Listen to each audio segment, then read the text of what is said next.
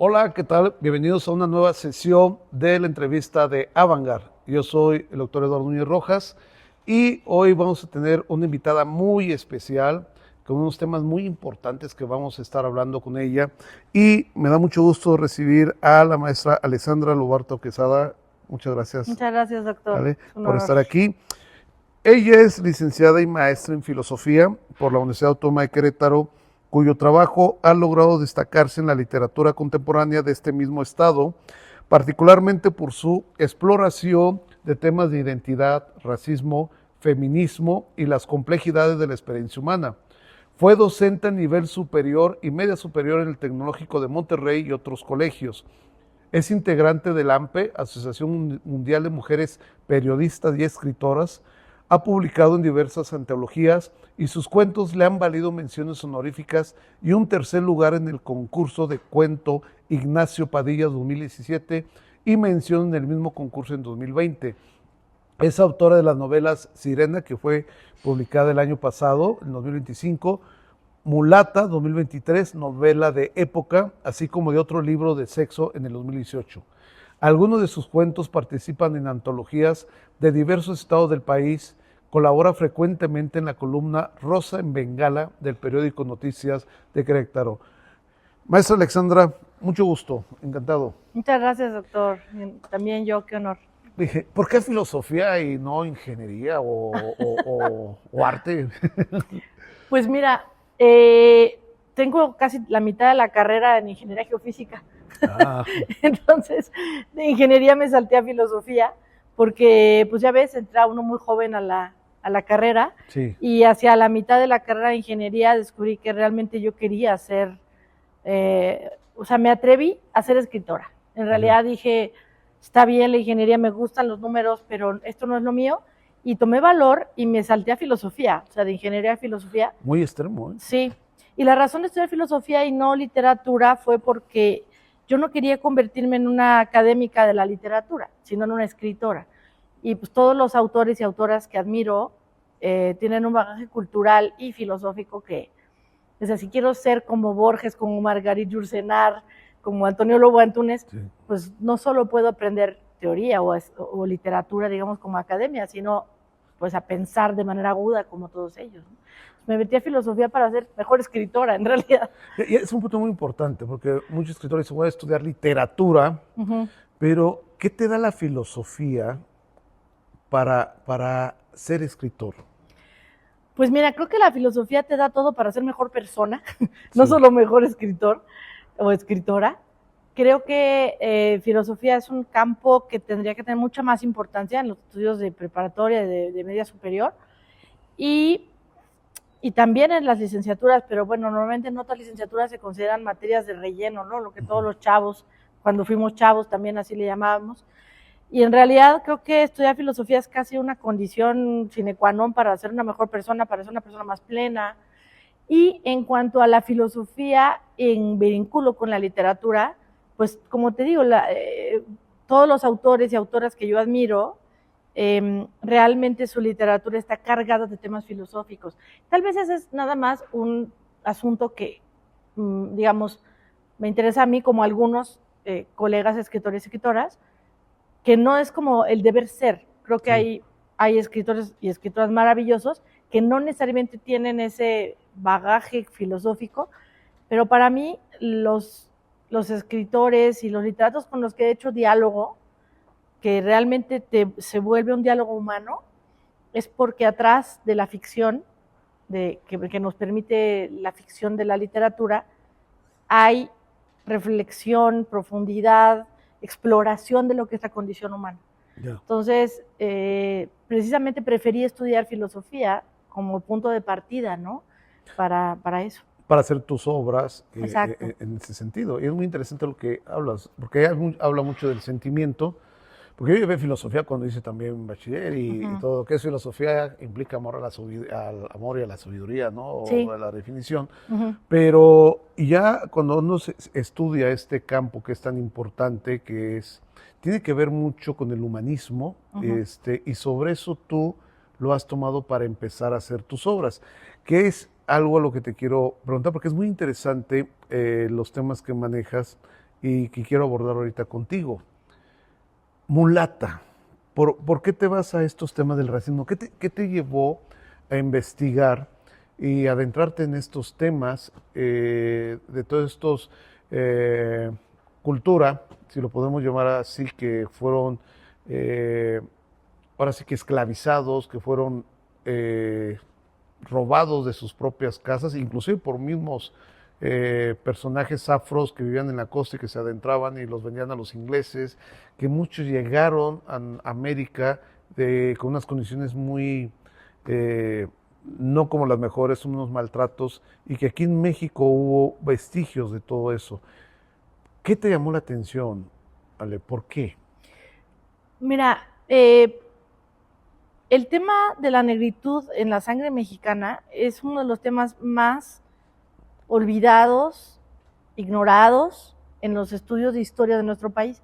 De hecho, es muy reciente, tal vez 10 años, si me aventuro mucho, 15 años, en que todo el tema del estudio de la herencia de sangre negra que tenemos los mexicanos empieza a tomar, digamos, importancia en los estudios académicos, ¿no? O sea, sí había, pero salpicaduras de investigaciones, pero muy poco realmente. Sí. Y entonces, durante más de 20 años de clases de historia en bachillerato, y cuando estudiaba el virreinato, me parecía fascinante descubrir que a partir del segundo siglo del virreinato, el primero no tanto, pero a partir del segundo siglo, es un caldero de bruja, ¿no? En donde echamos la sangre, la cultura de no solo de lo español y lo indígena, o el mundo mesoamericano, sino también de otras regiones, bueno, de Europa, claro, Inglaterra, Francia principalmente, pero también de toda la llegada de esclavos africanos principalmente, ¿no?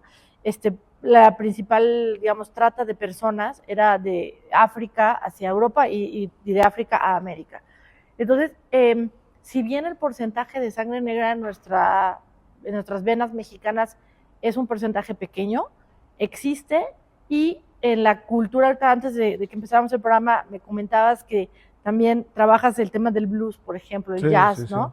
Sí. Todos estos ritmos que se van fusionando, y es un ejemplo nada más la música, pero como por poner el ejemplo, toda esta herencia cultural de la música, los ritmos, la búsqueda, digamos, de una nueva capacidad de ser libre a lo largo del segundo o tercer siglo del virreinato, de una identidad, porque pues así como los criollos perdieron identidad, no eran ni mexicanos porque no existía México, ni eran españoles, las comunidades negras lo mismo, o sea, después de 3, 4, 5 generaciones, pues evidentemente eran muy cerrados, se empezó a mezclar la sangre, pero las comunidades negras pues no tenían tampoco arraigo.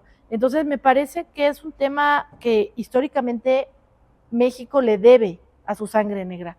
Entonces, me ocupa y me preocupa y me apasiona. Entonces, de ahí fue la idea de escribir un libro centrado en la historia de una mulata.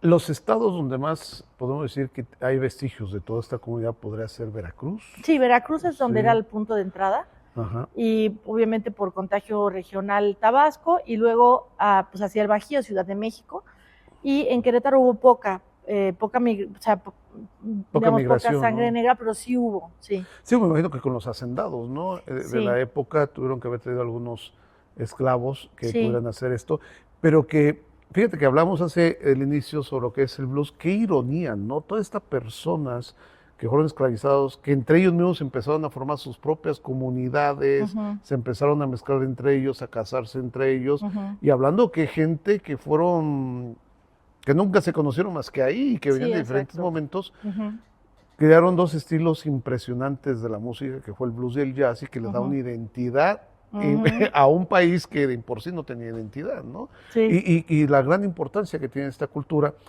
Entonces, al ver esto, que tienes toda la razón, porque siempre nos enfocamos, obviamente, los españoles que llegaron, ¿sí?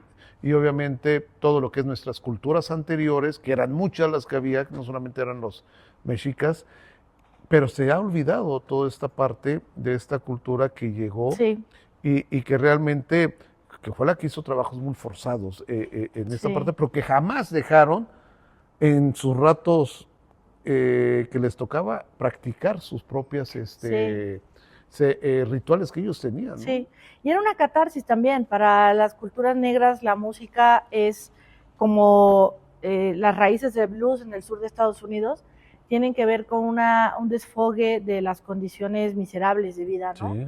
Entonces, de hecho, pues muchos de los ritmos de blues nacen con las vocalizaciones que los grupos, por ejemplo, de sembradores de algodón, hacían al momento de estar trabajando, La ¿no? queja, ¿no? Y la llamada respuesta Sí, dentro exacto. del blues, que de Y un luego, lado a otro se contestaban. exacto, y luego empezar a hacer pues, sus instrumentos rupestres con cajas vacías, las cigarreras, ¿no? Sí. Las tripas de los animales para hacer cuerda. Y bueno, como dices, es interesantísimo y esto obviamente menos al presidente actual de Estados Unidos que a otros. Claro, no le va claro. a gustar, pero el Pero rock and roll, que es todo eso. Exacto, el rock and roll que es la música de Estados Unidos e Inglaterra, nace del blues. Todo ¿no? lo que es la música del siglo XX pop nace del blues y del jazz. Sí, exacto. Todo. Sí, se lo debemos a estas comunidades. ¿no? Todo, porque el blues es el rhythm and blues, el rock and roll, el jazz, big band, que es el que le da identidad, el funk jazz, la música disco, todo el hip hop, todo nace de estas dos partes. Y también me gusta pensar, no sé si estás de acuerdo, porque esto es nada más es una exploración, que nuestro carácter mexicano un poco contestatario, rebelde, siempre desobediente, ¿no? Tendemos a ser desobedientes cuando estamos en inconformidad. Claro, el mundo indígena tiene su buena aportación de ese carácter, pero también tremendamente con la llegada y la fusión y las mezclas de sangre principalmente entre indígenas y negros. Y negros, que sí la hubo y que fue parte importante. Sí. Te nace entonces esta inquietud, y comparto contigo, de que no se ha tomado mucho este estudio sobre estos personajes. Mulata, que estaba viendo que es una chica, hija de un español. ¿Por qué te nace esa historia? A ver, cuéntanos, por favor. Pues la historia nace, pues, yo creo que resultado principalmente de décadas de dar clases de virreinato. Ajá. Pero concretamente se detona la historia en un sueño, en donde estoy soñando en primera persona que yo soy una mulata. Yo no tengo, seguro que tengo sangre negra, pero mi fisiotipo pues no es para nada, o sea, no se nota. Sí. Si es que debo tener porque soy mexicana, pero realmente estoy soñando que soy mulata, estoy muy confundida porque yo sé que yo no me veo así en la vida real, ¿no? Así como son este mundo surrealista. Sí. Y entonces estoy viendo a mi hijo, que sí es, en el sueño físicamente era igualito a mi hijo verdadero, hoy ya es un hombre de 30 años, pero en ese momento era un niño, y es la misma cara de mi hijo con el pelo ensortijado. Entonces yo digo, ese niño que es mi hijo tiene sangre negra, ¿no? Llega en medio del sueño, así caos y desorden como son, veo acercarse un oficial realista, del ejército realista, con sus polainas, con sus sacos de militar del virreinato, y veo que viene hacia el niño. Yo me levanto donde estoy sentada, no sé muy bien dónde estaba, lo tomo y me lo arrebata, y yo me despierto con terror que siente cualquier madre de que te arrebaten a tu hijo porque te lo están robando, ¿no? Me despierto asustadísima a las 3 de la madrugada, comprendo que estoy soñando y que el pánico maternal era un sueño, y me pongo a escribir el primer capítulo de esta novela, que está en el último tercio de la novela. Ese momento en que a la mulata le arrebatan a su hijo, sí está como por acá. Y me doy cuenta al escribir ese capítulo que ahí está la historia que había estado buscando. Yo quería escribir una novela sobre el virreinato, y no sé, a veces el inconsciente, el cerebro funciona de maneras misteriosas, ¿no? Sí. Entonces, al escribir ese primer capítulo, ya dije, el personaje principal es esta mulata, hay un niño blanco, pero con el cabello rizado, y ahí se empezó a armar toda la historia. Paré de trabajar a las 6:30 porque tenía que trabajar a las 7 en el colegio donde estaba, entonces me metí a bañar, me fui a trabajar, y a partir de ahí ya empecé a escribir la escaleta, y me duró 10 años escribir este libro porque yo no soy historiadora, como ya comentamos. Entonces me detenía muchísimo a hacer investigación. Quise que todo el contexto histórico sí fuera correcto, que no pasara nada que no podía suceder en ese entonces, ¿no? Me encantaría decir, las mujeres se liberaron y se divorció de aquel, eso no podría pasar. No. Entonces, y cómo podían estudiar, lo poco que podían estudiar las mujeres. Entonces, me detuve muchísimo, y me tardé 10 años en terminarla, porque quería que fuera muy preciso y no tenía prisa tampoco. Sí. Disfruté el proceso, entonces escribía. O sea, desde el tenía- 2015 hasta el 2025. Sí, más no, o yo creo que menos. la empecé a escribir en 2012 2012 y hasta 2023 salió. salió. Sí. Y qué interesante, porque tienes toda la razón, hay que ver todo ese contexto en esa época y acordar que estaba la Santa Inquisición también y que Sí. todos ellos se querían quedar bien con la Santa Inquisición, andaban de chismosos y allá están bailando estas comunidades y sácatelas, ¿no? Sí. Bailes del diablo y herejía y todo ese tipo de Sí. rollos, ¿no? En Querétaro tuvo poco impacto los juicios que terminaban en tortura, pero sí hubo también. Hay casos. Hay, Sí, claro. Sí, sí. Está, hay casos también muy sonados, pero no era tan fuerte la presencia, digamos, de la Inquisición o con juicios tan duros como en otras partes, ¿no? Sí, de México. Y entonces, esta mulata, ¿te identificas tú con ella? O sea, sí, como se puede identificar cualquier mujer que ha, por ejemplo, tenido que defender la vida de sus hijos, ¿no? Ya. Pero en toda la condición de vida no. El otro personaje, la novela está escrita en 2 voces narrativas. Sí. Fue otro reto que me impuse porque así soy, complicarme un poco la vida. Quería hacer un libro en 3 voces narrativas, primera, segunda y tercera persona. Sí. La segunda persona y la tercera están aquí. La segunda persona cuenta el narrador su historia a Catalina, que es la española que la va a comprar, que va a comprar a su madre. Sí. La madre se llama Gregoria, inspirada en un personaje que existió, Gregoria, en Veracruz, una negra que hacía magia negra y que se escapó en la comunidad de Yenga. No sé si has oído de esta comunidad. Claro. Bueno, esa negra Gregoria, de ahí tomó el nombre, es la madre de la mulata. Catalina es la mujer española que desembarca, compra a la esclava Gregoria y se vienen a San Juan del Río, a Querétaro. Con Catalina creo que me identifico más porque es una mujer que intenta resolverle la vida a todo el mundo, cosa que mujeres no hagan, pero que nos educa un poco el universo, el medio, la cultura a cuidar, no está mal, pero a veces se nos va un poco de más la vida en eso.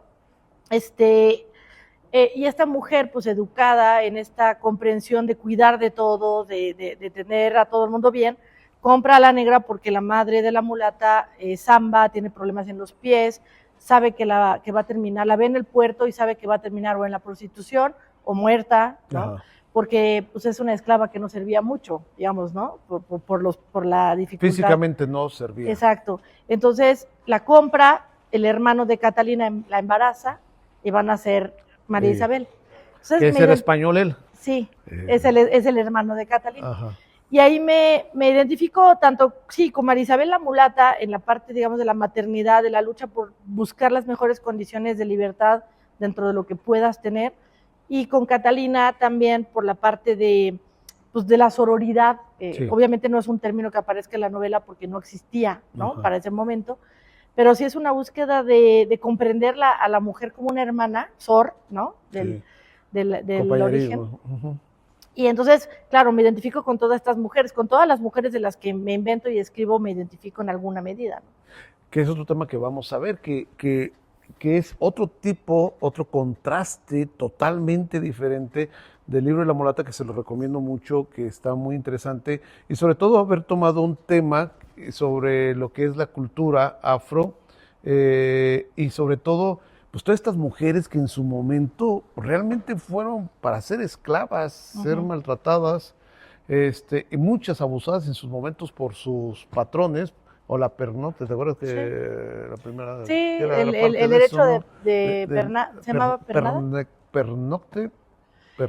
Que era, no sé si lo saben los chavos presentes. Se me fue, pero era la primera noche pasar con y que viene desde la época de los señores feudales, sí, ¿no? exacto. Desde Londres y todo ese tipo de que cosas. Toda la virginidad de las mujeres les pertenecía al señor feudal, y entonces tenía derecho en la noche de bodas, el dueño del feudo, imagínate, hacerle perder la virginidad y ya luego se la podía entregar a su esposa, ¿no? Pero qué impotencia para un hombre. Horrible. Que se llevaran a su propia esposa y que no podías hacer nada, y para ellas y para ellos, o sea, tú queriendo defender a tu esposa y querer colgar al tipo, pero no puedes hacer nada. Y no podías hacer nada y ella sufrir eso. Claro. Pero esta es la canción esta de Borrachita, no sé si la conoces, no de Tatanacho, que dice borrachita me voy No, no a la la vi. capital porque me mandó a llamar el señor antes de ayer.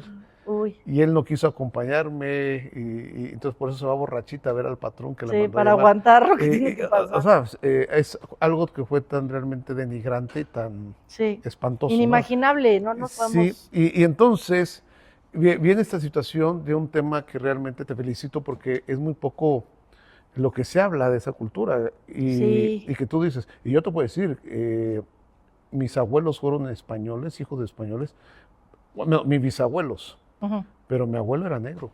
Sí, y ahí viene la sangre Sí, padrísima, y ¿no? mi bisabuela era mulata. Sí. Quizá me ves mi color así, pero no tan negro como Es lo que era mi somos muy abuelo mezclados, y ¿no? O todo sea, yo eso. también, mi abuelo mexicano, mi mamá es de Costa Rica.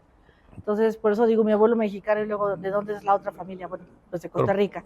Pero mi abuelo mexicano era hijo de una indígena veracruzana, Ajá. pero de un lobato, que es gallego, ¿no? Ah. Entonces, pues ahí viene toda la mezcla. Todo eso, pero por eso que dice hago jazz y hago blues porque pues, mi sangre es negra. Mi Sí, tiene bisabuela era también esa negra. raíz, En ¿no? ese sentido. Directo. Pero vámonos al contraste, Ale, al Ok. contraste. Tienes la mulata, pero ahora te vas con la sirena, Sí, que tocas un tema muy delicado, sí, que estamos viviendo en la actualidad, sí. que sufren mucho las chicas. Pues, si te das cuenta, a pesar de que una mujer tiene muchas posibilidades en la vida, tú eres una de ellas y muchas de las chicas que están aquí, que has estudiado, tienes oportunidad de hablar, tienes oportunidad de escribir lo que sientes y todo esto, seguimos viviendo una etapa muy compleja para la mujer, ahora Sí. desde otro punto de vista. Ujú. Estamos hablando de la trata de blancas, estamos hablando del narco, estamos hablando de todo un peligro que corre una mujer todavía, Ujú. a pesar de que ha habido un gran avance en muchas cosas. ¿Qué te llevó a escribir La Sirena y por qué tocas estos temas de una chica que estudia, recuérdame si En bachiller Tlaxcala, o la secundaria, secundaria en Tlaxcala. y que su abuela, si estoy correcto, al pendiente de ella, Ujú. de que pues, como cualquier mamá, a ver hija, pues Sí. todo esto, ¿por qué te fuiste a otro extremo? Pues mira, Ale? tengo el reto literario de escribir cosas diferentes. Ajá. O sea, Mulata fue un reto histórico muy bonito, pero no quería encasillarme en escribir novela de época Sí. o novela histórica de época, porque me encanta la literatura y hay tantos géneros que dije, quiero experimentar. Sí. Entonces me fui a novela contemporánea. Durante un año me estuve leyendo un montón de novelas cortas escritas por mujeres en la actualidad y pues tenía inquietud de escribir una historia del mundo contemporáneo para cambiar un poco de... Ahorita, por ejemplo, estoy escribiendo una novela futurista, Ah. ¿no? de ciencia ficción leve, de lo que llaman soft fiction, ¿no? Sí. En español no sé el concepto exactamente. Chicos, ¿cómo se traduce eso? Tal vez eso? es ciencia ficción ligera. Sí. Ficción Sí. suave, tal vez Sí. es la palabra más precisa. Entonces es como historia, novela histórica, el presente, y ahora ya tengo armada la historia, por suerte, en la escaleta, de una novela de ciencia ficción Sí. suave o leve. Y un poco por reto literario quise hacerlo, y lo segundo es porque me duele muchísimo lo que sucede en las orillas entre la pobreza, la clase media más media y la pobreza en nuestro país, pueblos que ya han dejado de ser pueblos, porque digamos que nuestros pueblos que tienen una raíz cultural fuerte son pueblos donde hay comunidad muy sólida y la gente se conoce, aunque hay condiciones difíciles económicas, rayando sí en la pobreza. De todas maneras son comunidades donde, digamos, la gente tiene una cohesión social, el tejido social es muy fuerte. Pero ¿qué pasa en comunidades como donde está ubicada Sirena? Está ubicada en una comunidad que existe, que se llama Tetla de Solidaridad. Como bien se imaginan, pues comunidades impulsadas durante los sexenios priistas, los últimos sexenios priistas. Sí. ¿Y qué pasa? Comunidades que no tienen un arraigo cultural, digamos, de siglos, pero que crecen como medios de núcleos urbanos fuera de las grandes ciudades. Sí. Pero, ¿por qué sale, digamos, de mi cabeza?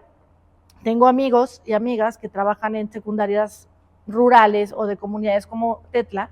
Concretamente estuve, de hecho, 3 semanas en un periodo y 2 semanas en otro periodo en Tetla de Solidaridad, hospedándome ahí con amistades que trabajan en el sistema CEP en las secundarias. Y las historias que me cuentan o que me contaban son de horror, ¿no? Yo siempre he trabajado en escuelas en ciudad, en todas, menos en la UAC, que aquí nuestra alma mater.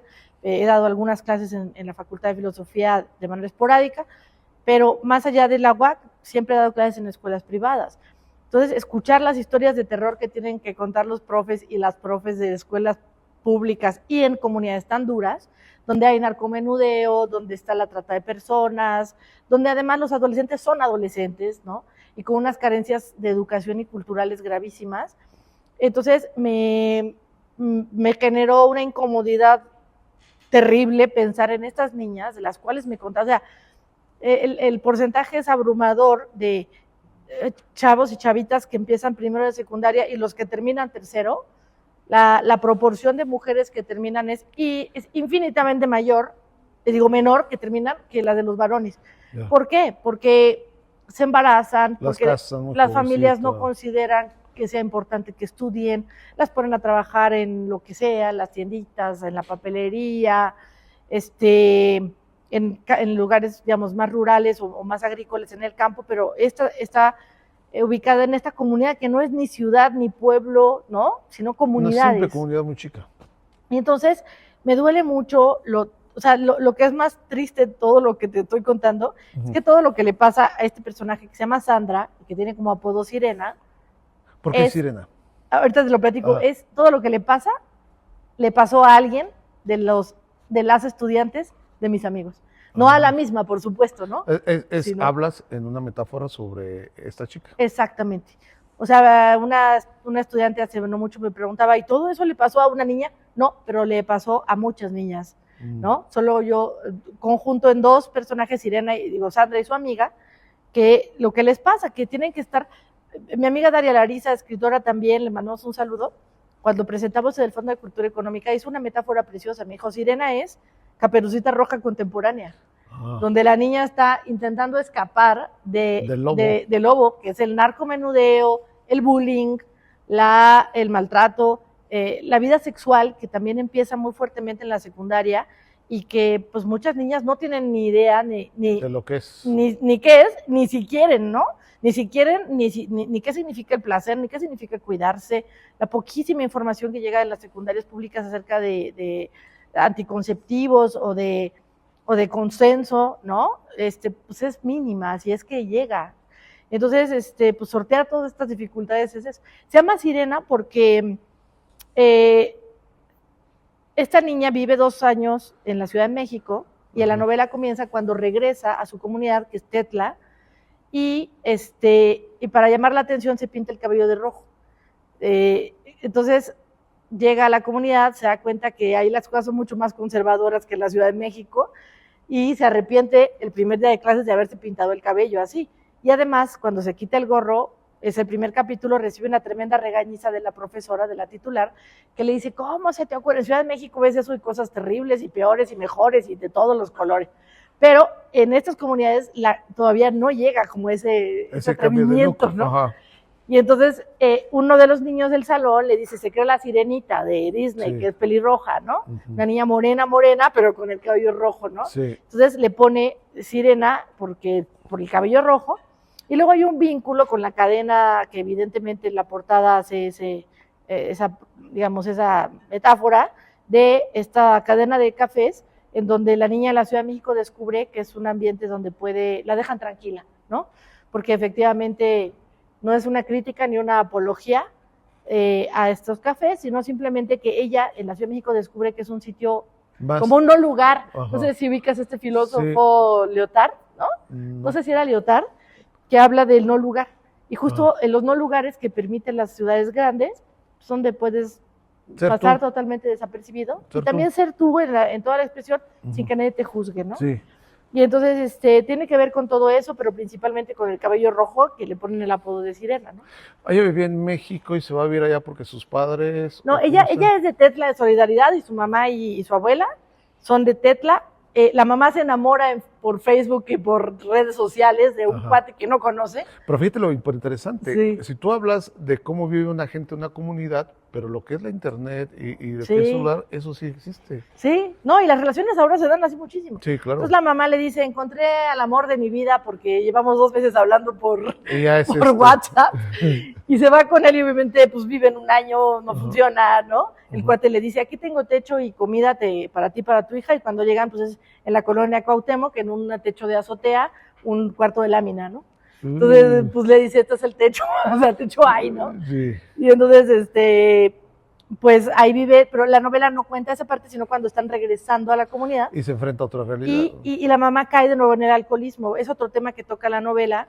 Y ahí también cuando leen Sirena, cuando leen Mulata, de pronto me han criticado algunos hombres que, según mi punto de vista, no tienen una lectura tan fina, porque no todos los hombres en Mulata son unos malditos, no todos. Ajá. Pero sí, el machismo de esa época, pues así era, ¿no? Sí. Y se ofendieron algunos amigos, oye, es que en Mulata todo el género masculino, digo, bueno, no es tan así, pero ok. No, pero que en realidad así era. Así era. Y en Sirena también lo que quise también retratar, porque es una realidad, es el alcoholismo que no solo ataca a los hombres, También ¿no? a las chicas. La mujer regresa, la mamá de Sandra regresa a la comunidad con el corazón roto y la historia de amor destrozada, no tiene educación, no tiene sentido de vida, tuvo a su hija, que es esta niña personaje, a los 16, 17 años de ella, entonces tampoco tiene una vida plena y tiene tendencias al alcoholismo, y entonces empieza a poner fatal su alcoholismo, y entonces la abuela de la niña es la que entra a la protección, entonces la niña se enfrenta con todo esto que ya hemos mencionado, y encima el alcoholismo de la mamá, ¿no? Que lo vemos muchísimo. Y que es muy real en comunidades que suceden todo esto, que piensan, qué bueno que las chicas que están aquí viven otra realidad, a pesar de los peligros que hay en la ciudad, pero en las comunidades que me ha tocado ver, que me ha tocado estar en la sierra y conocer que hay mujeres solas porque los esposos están en los Estados Unidos, lidiando con los niños, este problema de que los niños salen secundaria y quiero dedicarme mejor me voy al campo. Al narco. Sí, al narcomenudeo. Y porque tengo más lana para poder ayudar a mi mamá. Las chicas, las cansan muy chicas, quieran o no quieran. O sea, estás contando la historia de la novela. No, pero es que eso se ve. Exacto, eso es lo que pasa. Eso se ve. Y por eso te estoy hablando.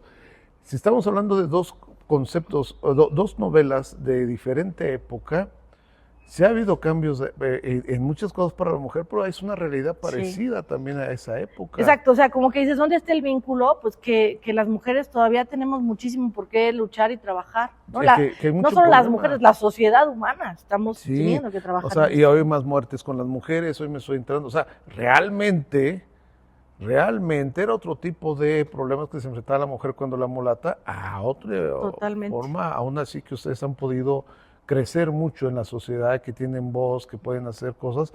Realmente hay cosas que se han acrecentado y no han cambiado en esa forma. Y hablas de un libro sobre sexo, lo hiciste. ¿Qué pasa ahí? Que es otra cosa diferente. Sí, es un libro de educación sexual. ¿Sobre qué temas? ¿Por qué? ¿Por lo que has visto? Sí, durante 20 años de trabajar también trabajé mucho tiempo, lo más que trabajé en escuela fue en preparatoria, en bachillerato y un poco en superior, pero en bachillerato, pues, imagínate que eso hace 26 años cuando empecé a dar clases, creo que tengo cara o pinta o discurso de liberal, y si es verdad, entonces las estudiantes lo notan, ¿no? Sí. Y entonces pues se acercan, ¿no? En Querétaro con escuelas conservadoras, oye Ale, es que estoy, pasa ahí con mi novio, y ¿no? O cuestiones de orientación, ¿no? O sea, no, jamás, mis papás se vuelven locos si les digo que soy gay o lesbiana, ¿no? Ajá. Entonces, me di cuenta de una carencia aún en las clases medias y altas, y por supuesto en la clase popular también, de formación sexual. O sea, es increíble el mundo que cómo ha avanzado en tantas cosas y tecnología, y seguimos en pañales en poder hablar de sexo con nuestros jóvenes. De educación sexual. Entonces,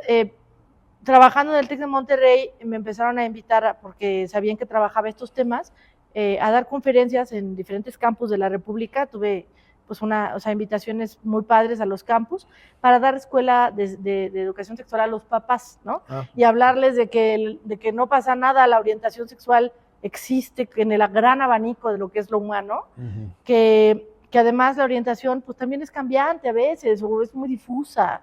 y que entiendan eso no como una cuestión de pánico, sino que así es la naturaleza. No puedo tener pánico porque el cielo es azul y las rosas son de diversos colores, o sea, no te puede dar pánico la naturaleza, Sí. Digamos, no en ese sentido de la diversidad, ¿no? Y entonces di las conferencias algún par de años y pues muchos papás me decían, ¿y dónde te buscamos? ¿Y qué libro podemos leer tuyo? Yo no tenía libro. Entonces escribí el libro, estuve dando conferencias todavía ya con el libro y pues esa edición, quedan algunos cuantos, pero realmente no lo he reeditado porque me salí de la docencia después de la pandemia. Dejé de dar clases del todo y me dediqué a escribir y a mi negocio, ¿no? Tengo un negocio que no tiene nada que ver con la literatura.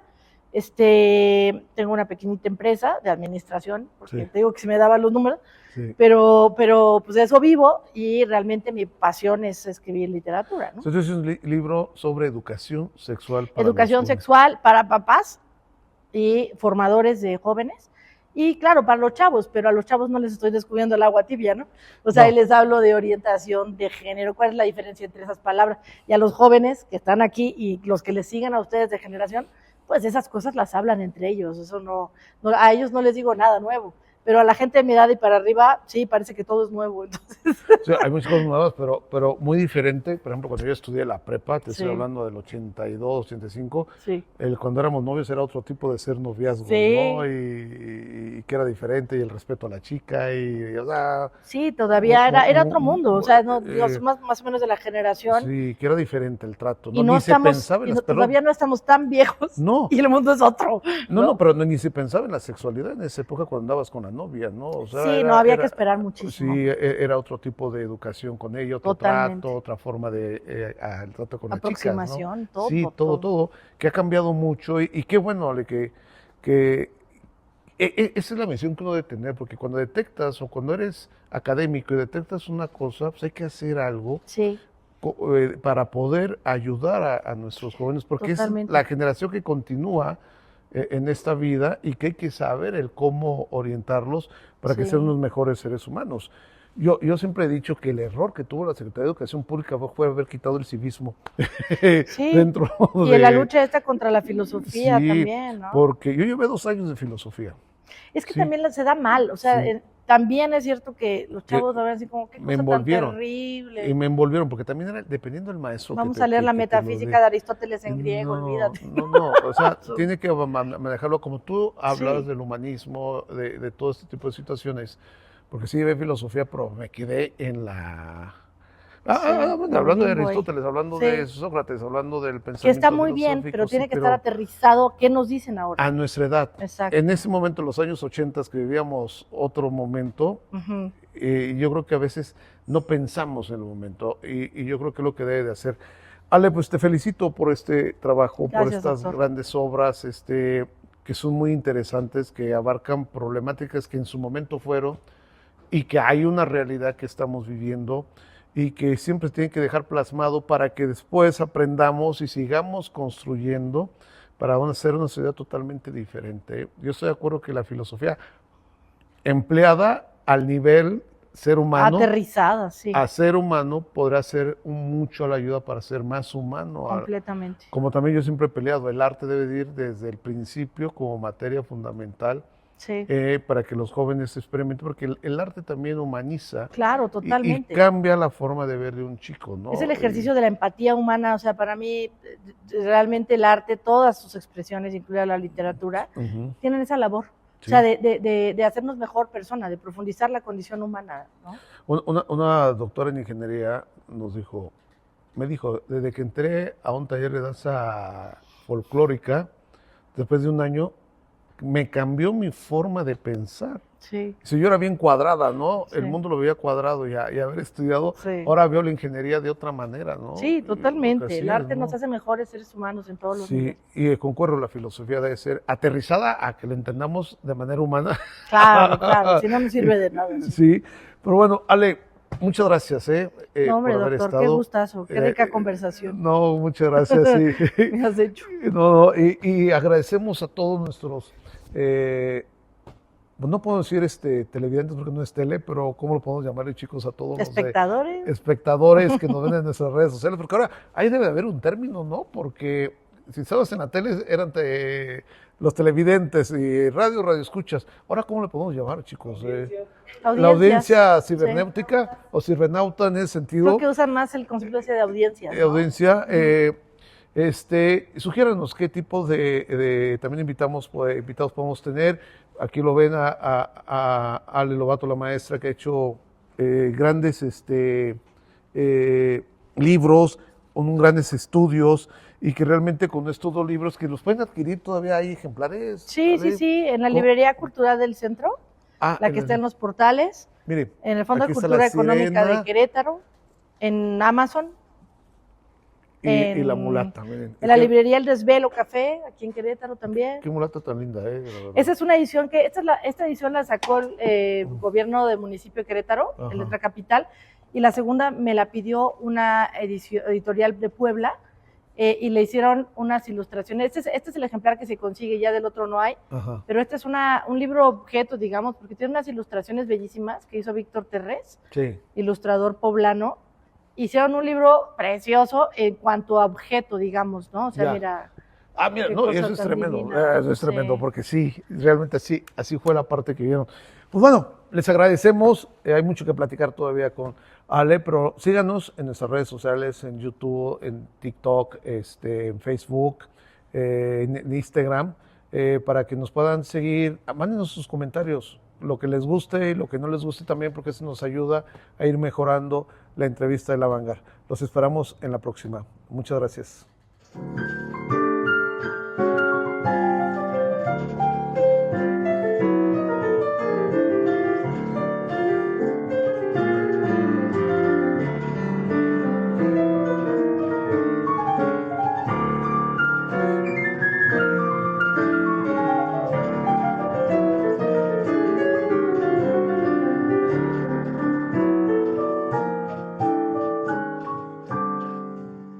Una producción del Centro Cultural Hangar de la Secretaría de Extensión y Cultura Universitaria para la Universidad Autónoma de Querétaro. Las opiniones expresadas en este programa son de exclusiva responsabilidad de quienes las emiten. No representan necesariamente la visión del Centro Cultural Hangar y la Secretaría de Extensión y Cultura Universitaria.